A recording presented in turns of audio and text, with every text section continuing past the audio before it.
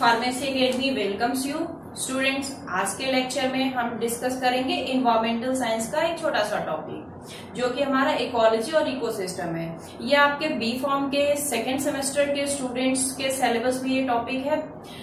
तो सबसे पहले आइए हम देखते हैं कि इकोलॉजी इकोसिस्टम को पढ़ने से पहले कि हमारा इन्वायरमेंटल साइंस क्या है, इन्वायरमेंट क्या है। मेनली हमें देखना है कि इन्वायरमेंट क्या है। ठीक है, तो आइए देखते हैं कि इन्वायरमेंट शब्द बना कैसे। तो जो इन्वायरमेंट शब्द है वो हमारे एक फ्रेंच शब्द से मिलके बना हुआ है जिसका नाम है इन्वेरॉन। ठीक है, इन्वायरमेंट जो शब्द बना हुआ है वो फ्रेंच वर्ड से निकल के आया है जो है क्या हमारा इन्वेरॉन। और इसी के साथ हमारा जो सफिक्स जुड़ता है मेंट, इसके साथ जब जुड़ जाता है तो पूरा जो बन के आता है वो इन्वायरमेंट कहलाता है।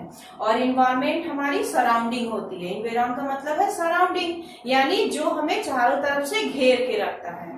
ठीक है, स्टडी ऑफ इन्वायरमेंट। ठीक है, ये तो इन्वायरमेंट हो गया कि किससे मिलकर बना हुआ है। अब हम बात करते हैं स्टडी ऑफ इन्वायरमेंट। तो study of environment is called ecology.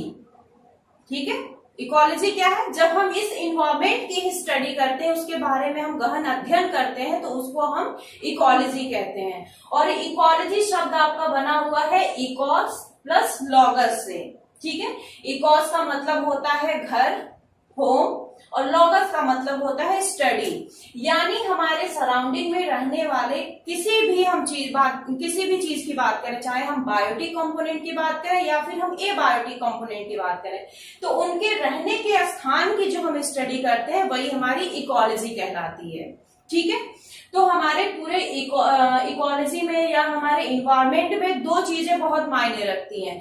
एक तो होता है हमारा बायोटिक कंपोनेंट, एक हो जाता है हमारा बायोटिक कंपोनेंट, और दूसरा हो जाता है हमारा एबायोटिक कंपोनेंट। एबायोटिक कंपोनेंट, ठीक है, जैविक और अजैविक। ठीक है, बायोटिक कंपोनेंट और एबायोटिक कंपोनेंट दोनों मिलकर के हमारे बायोस्फीयर का निर्माण करते हैं। ठीक है, ये मिलके दोनों क्या बनाते हैं? बायोस्फीयर। यानी अगर आपसे कोई पूछे कि बायोस्फीयर क्या है, तो बायोस्फीयर में आपके बायोटिक कंपोनेंट भी प्रेजेंट होते हैं और एबायोटिक, जैविक और अजैविक दोनों प्रकार के आपके कंपोनेंट प्रेजेंट होते हैं। ठीक है, और इस बायोस्फीयर में आप क्या क्या पढ़ते हो? बायोस्फीयर में फर्दर आप मेनली तीन चीजों को पढ़ते हो। सबसे पहले आप है हाइड्रोस्फीयर। हाइड्रोस्फीयर जिसको कहा जाता है जलमंडल। ठीक है, हाइड्रोस्फीयर मीन्स जलमंडल। दूसरा है हमारा लिथोस्फीयर जिसको कहा जाता है स्थल मंडल। और तीसरा है हमारा एटमॉस्फेयर जो कि हमारा है वायुमंडल। ठीक है, तो इन बायोस्फीयर में आप ये तीन टाइप के एटमॉस्फेयर के स्फीयर्स के बारे में पढ़ते हो, हाइड्रोस्फीयर, लिथोस्फीयर और एटमॉस्फेयर। ठीक है, तो ये सारे कंपोनेंट्स मिल करके आपके एक इन्वायरमेंट का निर्माण करते हैं, एक इकोसिस्टम का निर्माण करते हैं। ठीक है, क्योंकि उसमें आपके बायोटिक भी, जैविक घटक भी आपके उपस्थित होंगे, अजैविक घटक भी आपके उपस्थित होंगे। तो ये सब मिलकर के एक सिस्टम का निर्माण करते हैं जिसमें दोनों परस्पर एक दूसरे के साथ संघर्ष करते रहते हैं, या कहें तो एक दूसरे के साथ अपने आप को सरवाइव रखने के लिए फाइट करते रहते हैं, लड़ते रहते हैं। क्योंकि बिना फाइट किए कोई सरवाइव नहीं कर सकता है। आप भोजन के लिए लड़ते हो, पानी के लिए लड़ते हो, हर चीज के लिए, घर के लिए लड़ते हो, हर चीज के लिए एक दूसरे से आप फाइट करते हो। ऐसे ही पेड़ पौधे भी लड़ते हैं आपके, वो भी अपने आप को सरवाइव रखने के लिए जब उन्हें सुटेबल इन्वायरमेंट नहीं मिलता है तो वो बेचारे डेड हो जाते हैं, मर जाते हैं, खत्म हो जाते हैं। ऐसे ही जब आपके बायोटिक कंपोनेंट्स और एबायोटिक कंपोनेंट अपने आप को सरवाइव रखने के लिए एक दूसरे से परस्पर संघर्ष करते रहते हैं, एक दूसरे से फाइट करते रहते हैं, तो वो पूरा जो हमारा सिस्टम बन जाता है वही सिस्टम हमारा इकोसिस्टम कहलाता है। यानी हम इकोसिस्टम की आप बात करें तो ecosystem is the fundamental basic unit of nature. ठीक है, नेचर की एक सबसे छोटी फंडामेंटल इकाई है ये। जिसमें आपके बायोटिक और एबायोटिक कंपोनेंट एक दूसरे से सरवाइव करने के लिए परस्पर संघर्ष करते रहते हैं, फाइट करते रहते हैं। ठीक है, तो ये हो गया हमारा इन्वायरमेंटल साइंस, जिसमें हमने देखा कि इन्वायरमेंट शब्द बना कैसे, इकोलॉजी शब्द कैसे आया, और इकोलॉजी के बाद इकोसिस्टम शब्द कैसे आया। यहाँ पे एक पॉइंट आपका रह गया, मैं बता दूं, जो इकोलॉजी शब्द है इसको सबसे पहले जो यूज किए थे उन साइंटिस्ट का नाम है अर्नस्ट हैकल। अर्नस्ट हैकल, यानी इकोलॉजी शब्द जो है सबसे पहले किसके द्वारा लाया गया था, वो साइंटिस्ट थे हमारे अर्नस्ट हैकल। और जो हमारा इकोसिस्टम है वो शब्द हमारा क्वाइंड बाय द टेंसले। ठीक है, तो ये रहा आपका introduction of ecosystem and ecology. अब हम देखते हैं कि स्ट्रक्चर ऑफ इकोसिस्टम, कि इकोसिस्टम बना कैसे, उसका स्ट्रक्चर कैसा है। ठीक है, तो पहले मैं इसे इरेज कर देती हूँ, फिर देखते हैं हम स्ट्रक्चर ऑफ इकोसिस्टम।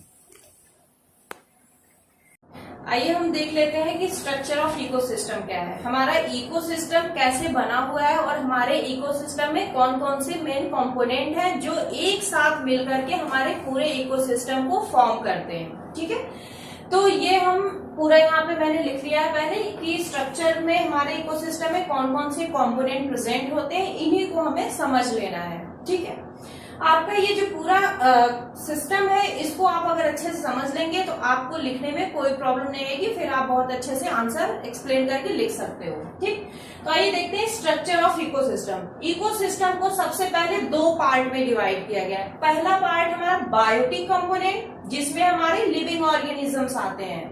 ठीक है, और दूसरा है हमारा एबायोटिक कंपोनेंट, जिसमें हमारे नॉन लिविंग ऑर्गेनिजम्स आते हैं।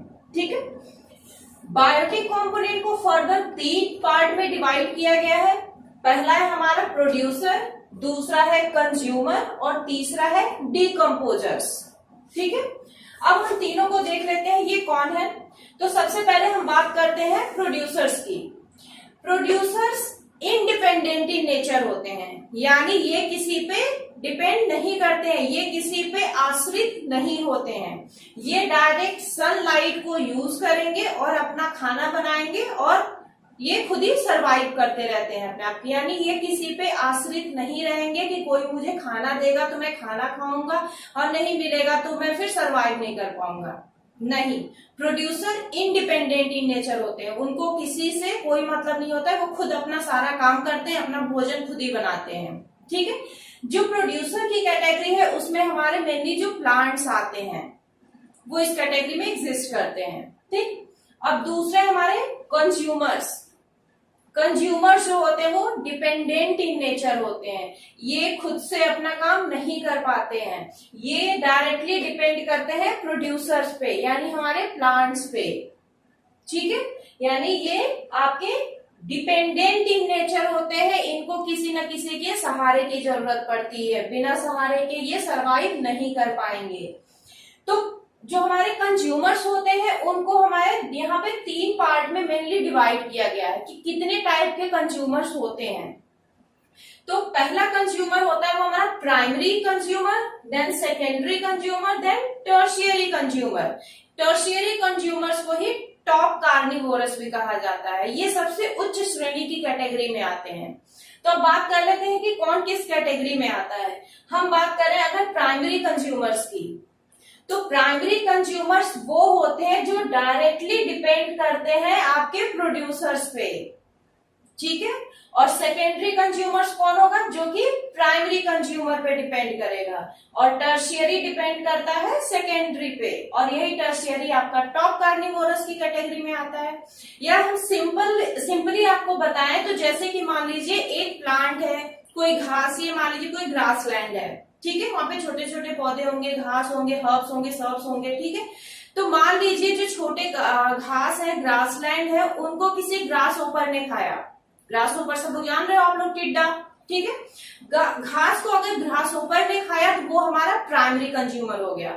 घास क्या हुआ, ग्रास जो है हमारा, यहाँ पे थोड़ा सा मैं लिख देती हूँ, जो ग्रास है, ग्रास हमारा प्रोड्यूसर की कैटेगरी में आएगा। ठीक है, इस ग्रास को खाया कौन, टिड्डे ने खाया, यानी ग्रास होपर ने। ठीक है। ग्रास होपर ने खाया टिड्डे को, जो कि हमारा हो जाएगा प्राइमरी कंज्यूमर। अब इस ग्रास होपर को, टिड्डे को मान लीजिए किसी मेंढक ने खा लिया, ठीक है, मेंढक आ जाएगा आपकी सेकेंडरी कंज्यूमर की कैटेगरी में। इसके बाद इसको खा लिया आपके फ्रॉग ने, ठीक है, तो फ्रॉग आपका आ जाता है सेकेंडरी कंज्यूमर की कैटेगरी में। अब इस फ्रॉग को मान लीजिए स्नेक ने खा लिया, ठीक है, इस फ्रॉग को स्नेक ने खा लिया, और फर्दर स्नेक को ईगल ने खा लिया, या फिर मान लीजिए पिकॉक ने खा लिया। तो ईगल और पिकॉक आपके टॉप कार्निवोरस की कैटेगरी में आते हैं, ठीक है। तो ये आगे हम लोग इसको और अच्छे से पढ़ेंगे। ये फूड चेन की पूरी आपकी कैटेगरी, पूरी फूड चेन इसमें आती है कि कैसे कौन किसको खा रहा है, वो पूरा जब हम वेव पढ़ेंगे फूड स्ट्रक्चर का, तब वो हमें समझ में और क्लियरली आ जाएगा। तो यहाँ पे हम सिंपली बात कर लेते हैं कि प्राइमरी, सेकेंडरी और टर्शियरी कंज्यूमर क्या है। तो आपका जो प्रोड्यूसर है वो तो प्रोड्यूस करेगा, और जो प्रोड्यूसर को सबसे पहले खाएगा वो हमारा प्राइमरी कंज्यूमर, और प्राइमरी कंज्यूमर को जो खाएगा वो हमारा सेकेंडरी कंज्यूमर, और सेकेंडरी को जो खाएगा वो हमारा टर्शियरी कंज्यूमर। और ज्यादातर आपके जो टर्शियरी कंज्यूमर होते हैं वही टॉप कैटेगरी में आते हैं, फिर उनको कोई नहीं खाता है। जब वो मर जाते हैं तब उनको डिकम्पोज करने का काम डिकम्पोजर्स करते हैं, और इस डिकम्पोजर्स की कैटेगरी में आपके माइक्रो ऑर्गेनिजम्स आते हैं, बैक्टीरिया, फंजाई, ये सब आते हैं। यानी चीजों को डिकम्पोज करके, यानी सड़ा के, गला के, सबको फिर से दोबारा से मिट्टी में मिला देना, ठीक है। डिकम्पोजर्स में आपके माइक्रो ऑर्गेनिजम्स आएंगे। तो वो क्या करते हैं, जो भी आपके मृत बायोटिक या एबायोटिक जो भी कंपोनेंट्स आपके होंगे उनको सड़ा गला के खत्म करने का काम करते हैं। अगर ये डिकम्पोजर्स नहीं होते तो सोचिए हमारे पूरे इकोसिस्टम में, हमारी धरती पे कितना ज्यादा पॉल्यूशन हो जाता, हर जगह कितना कचरा हो जाता। इन्हीं डिकम्पोजर्स की वजह से चीजें खत्म हो जाती है, सड़ गल के गायब हो जाती है, ठीक है। तो अब हम बात कर लेते हैं एबायोटिक कंपोनेंट्स की। ये क्वेश्चन हमारा हो गया है। अब हम बात करते हैं एबायोटिक कंपोनेंट्स की, जो भी हमारे नॉन लिविंग थिंग्स आते हैं जनरली एबायोटिक कंपोनेंट्स में। तो एबायोटिक कंपोनेंट को 3 कैटेगरी में डिवाइड किया गया है। पहली कैटेगरी है ऑर्गेनिक कंपोनेंट्स, दूसरी कैटेगरी है इनऑर्गेनिक कंपोनेंट्स, और तीसरी कैटेगरी है क्लाइमेटिक या फिजिकल कंपोनेंट, ठीक है। ऑर्गेनिक कंपोनेंट्स की बात करें तो आप लोग फार्मेसी के अगर स्टूडेंट्स हो तो आप लोग को अच्छे से समझ में आ रहा होगा कि ऑर्गेनिक क्या होता है और इनऑर्गेनिक क्या होता है। आप लोग एंजाइम्स पढ़ते हो, प्रोटीन्स पढ़ते हो, लिपिड्स पढ़ते हो, कार्बोहाइड्रेट्स पढ़ते हो, और सबकी डेफिनेशन पढ़ते हो। तो सबसे पहले आप जो शब्द यूज करते हो वो क्या बोलते हो, अगर प्रोटीन ही पढ़ रहे हो तो बोलते हो कि proteins are the organic compounds, ठीक है। तो यानी जो भी आप मैक्रो मॉलिक्यूल्स पढ़ते हो, जो बायोमॉलिक्यूल्स है, बायोमॉलिक्यूल्स में भी जो आपके मैक्रो मॉलिक्यूल्स हैं, जैसे कि आपके प्रोटीन, कार्बोहाइड्रेट्स, लिपिड्स, ये सब आपके बायोमॉलिक्यूल्स की कैटेगरी में आते हैं, और ये ऑर्गेनिक कंपोनेंट्स होते हैं जिसमें हमारे विटामिन्स और ह्यूमस भी होते हैं, ठीक है। इनऑर्गेनिक कंपोनेंट्स में क्या क्या आएंगे, सॉइल, एलिमेंट्स, ठीक है, मिनरल्स, आयंस और गैसेस, ये सब आपके इनऑर्गेनिक कंपोनेंट की कैटेगरी में आते हैं। फर्दर हम आगे देख लेते हैं हमारे क्लाइमेटिक या फिजिकल कंपोनेंट्स में क्या क्या आएंगे। तो हमारे क्लाइमेटिक कंपोनेंट्स में आते हैं water, wind, light, temperature, pressure, humidity, यानी जो पूरे हमारे क्लाइमेट को मेंटेन करने का काम करते हैं कि हमारे क्लाइमेट में क्या टेम्परेचर है, क्या प्रेशर है, कितनी ह्यूमिडिटी है उसमें, और लाइट का इफेक्ट क्या आ रहा है, विंड का इफेक्ट क्या आ रहा है, ये सब हमारे क्लाइमेटिक कंपोनेंट से रिलेटेड है। तो ये रहा आपका पूरा स्ट्रक्चर ऑफ इकोसिस्टम। बाकी इसके जो रिमेनिंग पार्ट है हम लोग उसको नेक्स्ट वीडियो में डिस्कस करेंगे। आई होप आपको समझ में आया होगा। Thank you so much.